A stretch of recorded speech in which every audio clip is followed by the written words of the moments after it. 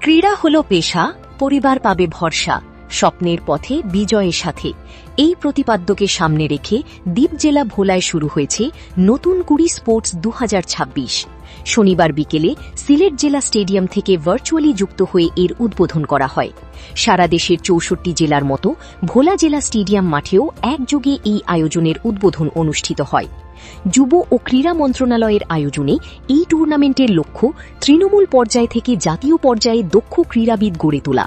12 থেকে 14 বছর বয়সী শিশু কিশোরদের সুপ্ত ক্রীড়া প্রতিভা অন্বেষণ এবং রাষ্ট্রীয়ভাবে তাদের মেধা বিকাশের উদ্দেশ্যে এই আয়োজন করা হয়েছে।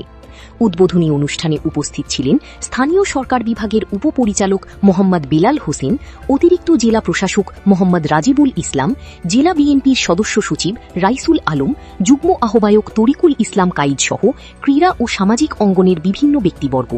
এছাড়াও জেলার বিভিন্ন শিক্ষা প্রতিষ্ঠানের শিক্ষার্থীদের উপস্থিতিতে অনুষ্ঠানটি হয়ে ওঠে প্রাণবন্ত ও উৎসবমুখর।